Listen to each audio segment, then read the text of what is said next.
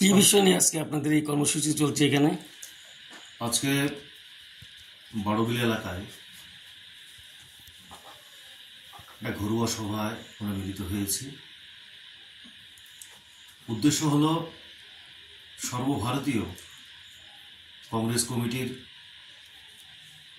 নির্দেশে সারা দেশব্যাপী যে সংবিধান বাঁচাও র্যালি অনুষ্ঠিত হতে যাচ্ছে,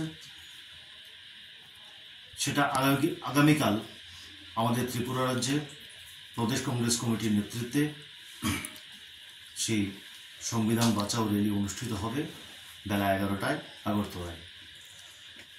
আমাদের মাননীয় প্রদেশ সভাপতি আশিস কুমার সাহার নির্দেশে আমরা আগামীকাল সেই কর্মসূচিতে যোগদান করব। তারই প্রস্তুতি হিসাবে আমরা এখানে এক ঘরোয়া সভায় মিলিত হয়েছি। পাশাপাশি আগামী 10ই মে তেলিয়ামুড়াতে বেলা 2টায় জেলাভিত্তিক সংবিধান বাঁচাও র্যালি অনুষ্ঠিত হবে। সেই ব্যাপারেও আজকে আমরা এখানে আলোচনা করেছি, সিদ্ধান্ত নিয়েছি যাতে করে কর্মসূচিকে সফল করা যায়। কারণ আজকে মোদী সরকারের অর্থাৎ বিজেপি সরকারের আমলে দেশের সংবিধান সুরক্ষিত নয়। সেই সংবিধানকে বাঁচাতে হবে, তাহলেই দেশ বাঁচবে, ভারতবাসী বাঁচবে। এই সংবিধান বাঁচাও র্যালির যে আয়োজন, যে আহ্বান আমাদের রাষ্ট্রীয় সভাপতি মল্লিকার্জুন খার্গেজি, আমাদের বিরোধী দলনেতা মাননীয় রাহুল গান্ধীজি, ওনাদের নেতৃত্বে দেশের প্রত্যেকটি রাজ্যে গত 25 তারিখ থেকে আগামীকাল পর্যন্ত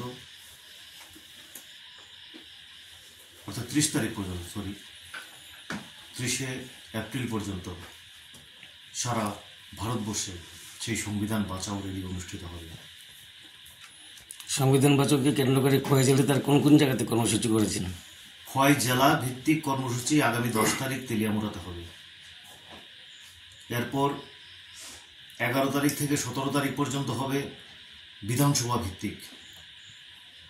6টা বিধানসভা আছে আমাদের জেলায়, সেই 6টা বিধানসভাতে 11 তারিখ থেকে 17 তারিখ প্রোগ্রাম হবে, সেই সংবিধান বাঁচাও র্যালি অনুষ্ঠিত হবে।